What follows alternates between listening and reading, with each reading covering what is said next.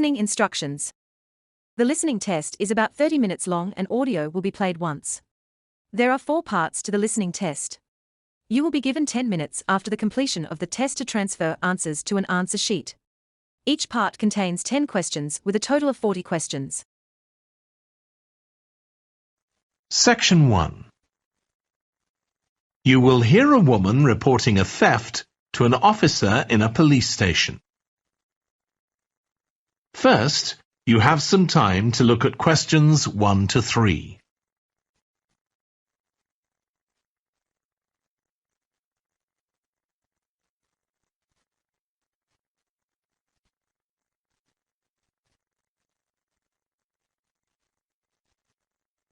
Now we shall begin. You should answer the questions as you listen, because you will not hear the recording a second time. Listen carefully and answer questions 1 to 3. Good morning. What can I do for you? I want to report a theft. I had some things stolen out of my bag yesterday. I'm sorry to hear that. Right, so I'll need to take a few details. Can I start with your name? Louise Taylor. Okay, thank you. And are you resident in the UK? No, I'm actually Canadian, though my mother was British. And your date of birth? December 14th, 1977. So you're just visiting this country? That's right. I come over most summers on business. I'm an interior designer, and I come over to buy old furniture, antiques, you know? There are some really lovely things around here, but you need to get out to the small towns. I've had a really good trip this year, until this happened. Okay.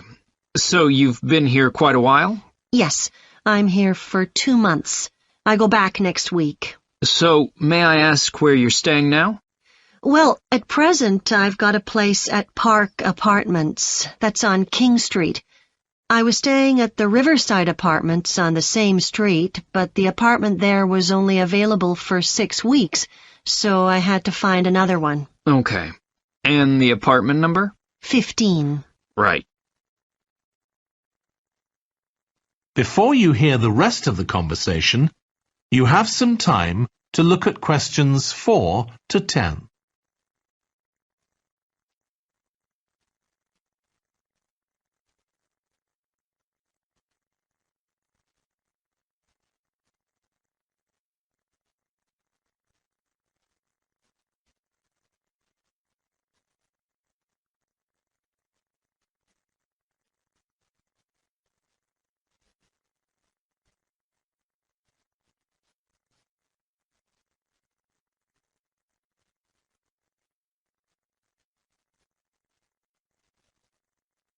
Now listen and answer questions 4 to 10. Now, I need to take some details of the theft. So, you said you had some things stolen out of your bag? That's right. And were you actually carrying the bag when the theft took place? Yes, I really can't understand it. I had my backpack on, and I went into a supermarket to buy a few things, and when I opened it up, my wallet wasn't there. And what did your wallet have in it? Well, fortunately, I don't keep my credit cards in that wallet. I keep them with my passport in an inside compartment in my backpack, but there was quite a bit of cash there, about £250 sterling, I should think. I withdrew £300 from my account yesterday, but I did a bit of shopping, so I must have already spent about £50 of that. Okay. At first I thought, oh, I must have left the wallet back in the apartment. But then I realized my phone had gone as well. It was only a week old, and that's when I realized I'd been robbed. Anyway, at least they didn't take the keys to my rental car. Yes. So, you say the theft occurred yesterday? Yes. So that was September the 10th? And do you have any idea at all of where or when the things might possibly have been stolen? Well, at first I couldn't believe it because the bag had been on my back ever since I left the apartment after lunch. It's just a small backpack, but I generally use it when I'm traveling because it seems safer than a handbag. Anyway, I met up with a friend, and we spent a couple of hours in the museum. But I do remember that as we were leaving there, at about 4 o'clock, a group of young boys ran up to us, and they were really crowding round us, and they were asking us what time it was. Then, all of a sudden, they ran off. Can you remember anything about them? The one who did most of the talking was wearing a T-shirt with a picture of something. Let's see.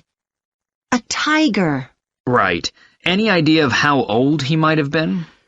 Around 12 years old? And can you remember anything else about his appearance? Not much.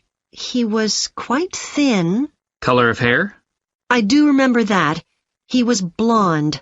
All the others were dark-haired. And any details of the others? Not really. They came and went so quickly. Right.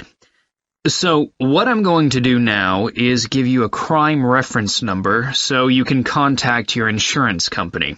So, this is 10 digits. 87954 82361. Thank you.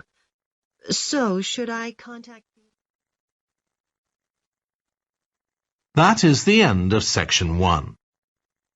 You now have half a minute to check your answers.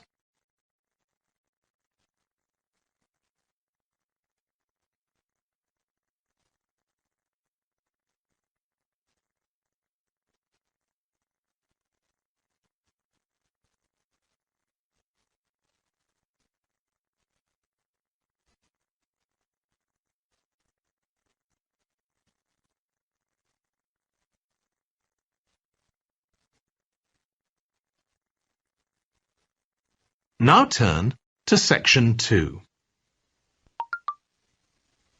Section 2.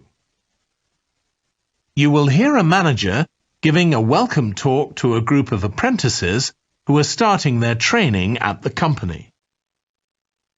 First, you have some time to look at questions 11 to 14.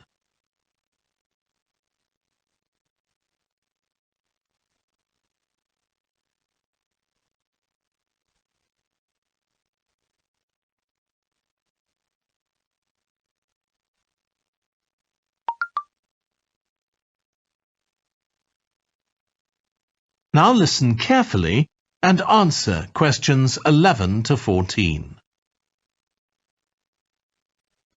Good morning, everyone. My name's Janet Parker, and I'm the Human Resources Manager. We're very happy to welcome you to your new apprenticeship. I hope that the next 6 months will be a positive and enjoyable experience for you. I'd like to start with some general advice about being an apprentice. Most of you have very little or no experience of working for a big organisation, and the first week or so may be quite challenging. There will be a lot of new information to take in, but don't worry too much about trying to remember everything. The important thing is to check with someone if you're not sure what to do. You'll find your supervisor is very approachable and won't mind explaining things or helping you out. You're here to learn, so make the most of that opportunity. You'll be spending time in different departments during your first week, so make an effort to talk to as many people as possible about their work. You'll make some new friends and find out lots of useful information. As well as having a supervisor, you'll each be assigned a mentor. This person will be someone who's recently completed an apprenticeship, and you'll meet with them on a weekly basis. Their role is to provide help and support throughout your apprenticeship. Of course, this doesn't mean they'll actually do any of your work for you. Instead, they'll be asking you about what goals you've achieved so far, as well as helping you to identify any areas for improvement. You can also discuss your more long-term ambitions with them as well. Before you hear the rest of the talk, you have some time to look at questions 15 to 20.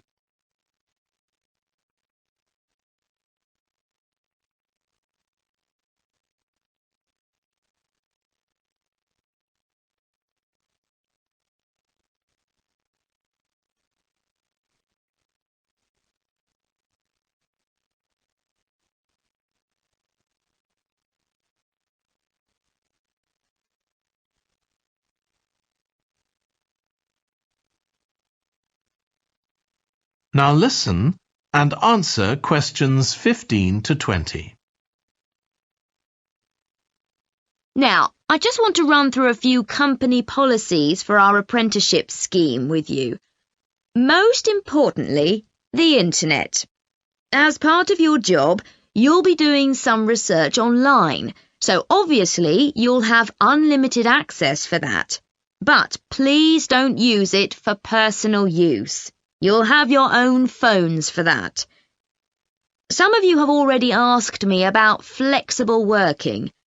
After your probationary 3-month period, some of you will be eligible for this, but it will depend on which department you're in and what your personal circumstances are, so please don't assume you'll automatically be permitted to do this. I want to make sure there's no confusion about our holiday policy. Apart from any statutory public holidays, we ask that you don't book any holidays until after your 6-month apprenticeship has finished. Time off should only be taken if you are unwell. Please speak to your supervisor if this is going to be a problem. You'll be expected to work a 40-hour week, but there may be opportunities to do overtime during busy periods.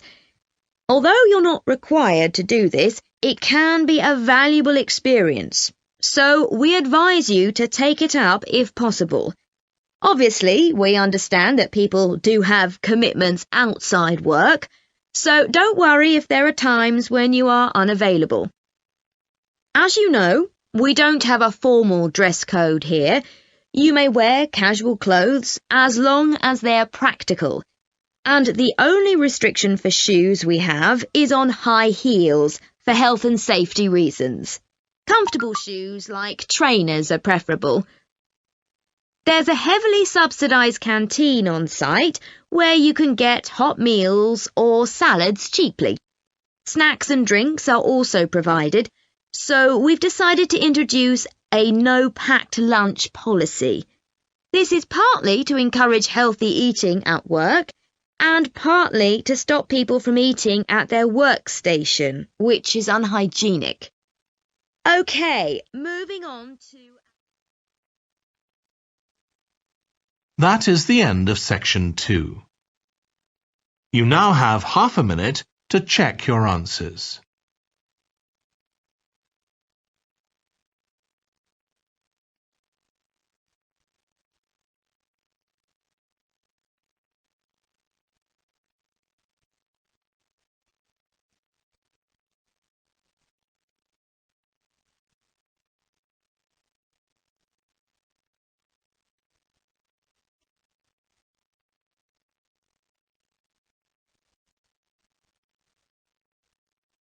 Now turn to section 3. Section 3. You will hear 2 urban planning students, called Carla and Rob, discussing their presentation on cities built by the sea, following instructions from their tutor. First, you have some time to look at questions 21 to 25.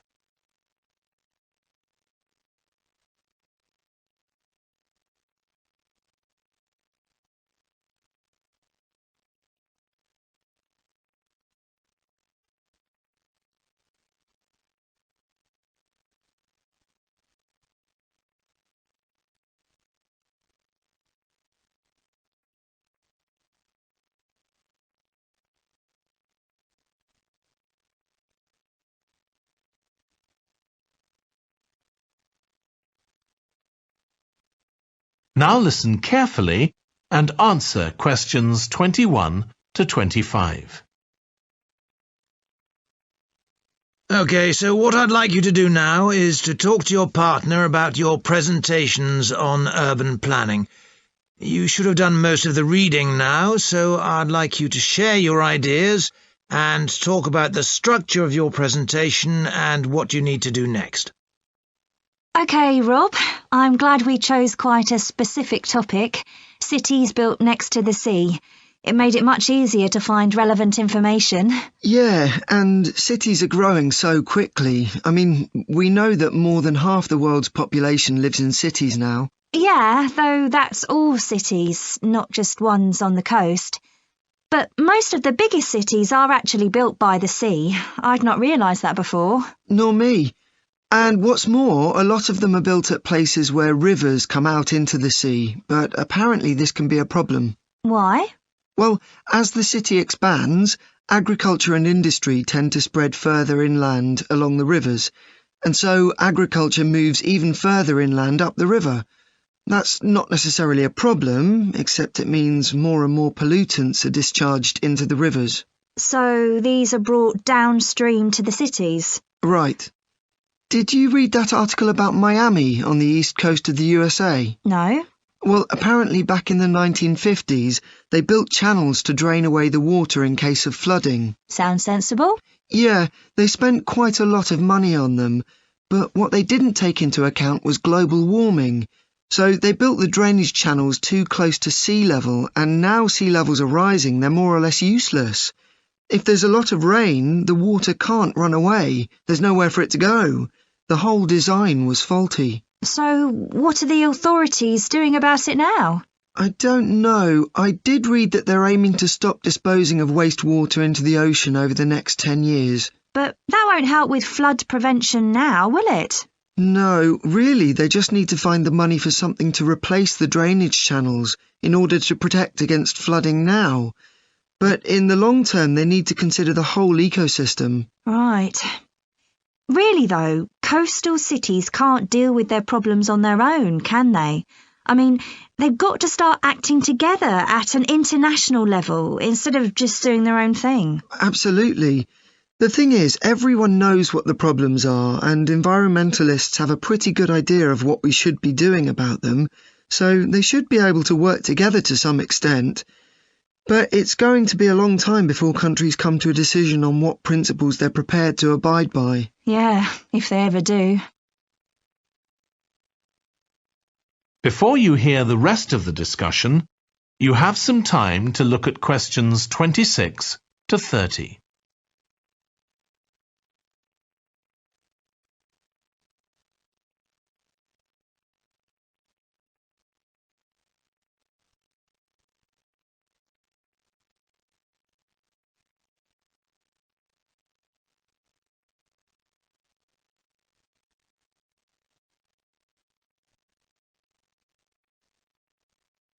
Now listen and answer questions 26 to 30. So, I think we've probably got enough for our presentation. It's only 15 minutes. OK, so I suppose we'll begin with some general historical background about why coastal cities were established. But we don't want to spend too long on that. The other students will already know a bit about it. It's all to do with communications and so on. Yes. We should mention some geographical factors, things like wetlands and river estuaries and coastal erosion and so on. We could have some maps of different cities with these features marked. On a handout, you mean? Or some slides everyone can see? Yeah, that'd be better. It'd be good to go into past mistakes in a bit more detail. Did you read that case study of the problems there were in New Orleans with flooding a few years ago? Yes, we could use that as the basis for that part of the talk. I don't think the other students will have read it, but they'll remember hearing about the flooding at the time. OK. So that's probably enough background. So then we'll go on to talk about what action's been taken to deal with the problems of coastal cities. OK. What else do we need to talk about? Maybe something on future risks, looking more at the long term if populations continue to grow? Yeah, we'll need to do a bit of work there. I haven't got much information. Have you? No, we'll need to look at some websites. Shouldn't take too long. Okay. And I think we should end by talking about international implications. Maybe we could ask people in the audience. We've got people from quite a lot of different places. That'd be interesting if we have time, yes. So now, shall we go on? That is the end of section 3. You now have half a minute to check your answers.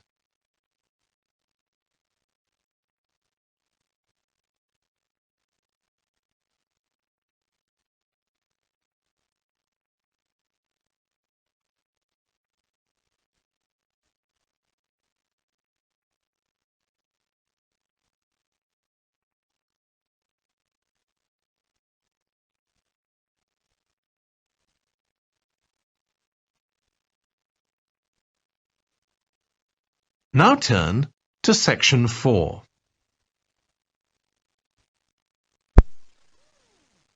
You will hear part of a lecture on renewable energy that uses the power of the sea. First, you have some time to look at questions 31 to 40.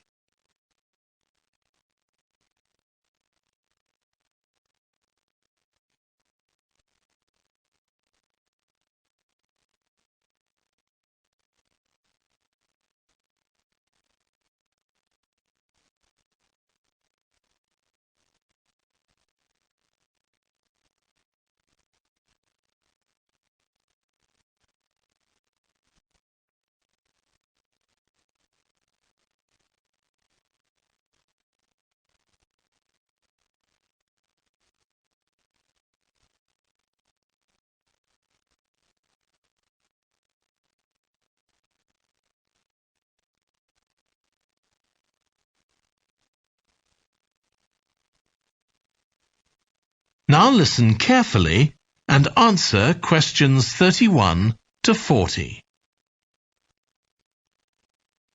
Producing enough energy to meet our needs has become a serious problem. Demand is rising rapidly because of the world's increasing population and expanding industry.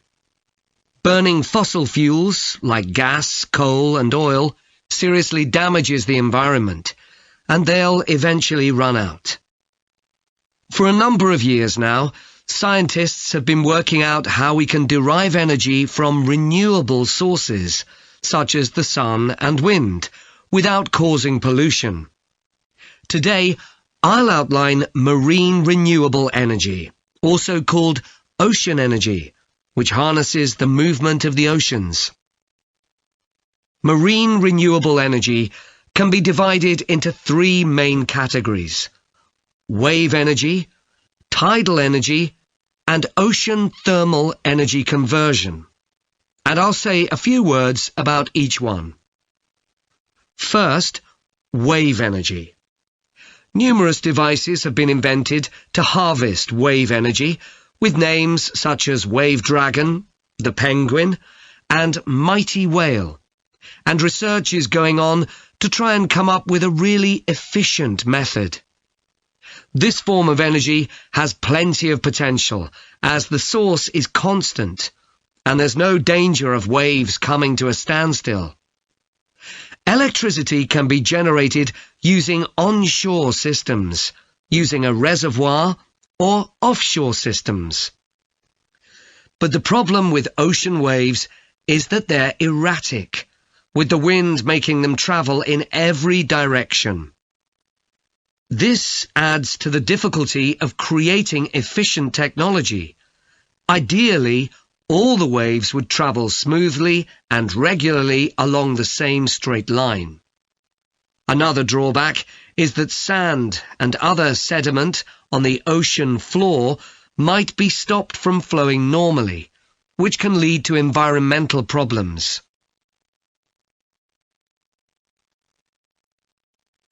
The second category of marine energy that I'll mention is tidal energy.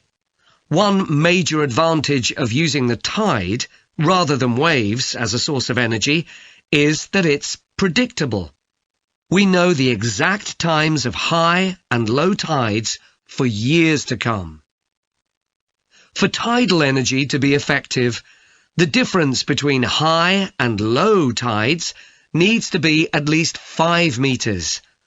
And this occurs naturally in only about 40 places on Earth. But the right conditions can be created by constructing a tidal lagoon, an area of seawater separated from the sea. One current plan is to create a tidal lagoon on the coast of Wales. This will be an area of water within a bay at Swansea, sheltered by a U-shaped breakwater, or dam, built out from the coast. The breakwater will contain 16 hydro turbines, and as the tide rises, water rushes through the breakwater, activating the turbines, which turn a generator to produce electricity. Then, for 3 hours as the tide goes out, the water is held back within the breakwater, increasing the difference in water level until it's several meters higher within the lagoon than in the open sea. Then, in order to release the stored water, gates in the breakwater are opened. It pours powerfully out of the lagoon, driving the turbines in the breakwater in the opposite direction and again generating thousands of megawatts of electricity. As there are 2 high tides a day, this lagoon scheme would generate electricity 4 times a day, every day, for a total of around 14 hours in every 24, and enough electricity for over 150,000 homes. This system has quite a lot in its favour. Unlike solar and wind energy, it doesn't depend on the weather. The turbines are operated without the need for fuel, so it doesn't create any greenhouse gas emissions, and very little maintenance is needed. It's estimated that electricity generated in this way will be relatively cheap, and that manufacturing the components would create more than 2,000 jobs, a big boost to the local economy. On the other hand, there are fears that lagoons might harm both fish and birds, for example by disturbing migration patterns and causing a build-up of silt, affecting local ecosystems. There are other forms of tidal energy, but I'll go on to the third category of marine energy, ocean thermal energy conversion. This depends on there being a big difference in temperature between surface water and the water a couple of kilometres below the surface, and this occurs in tropical coastal areas. The idea is to bring cold water up to the surface using a submerged pipe. The concept dates back to 1881, when... That is the end of section 4.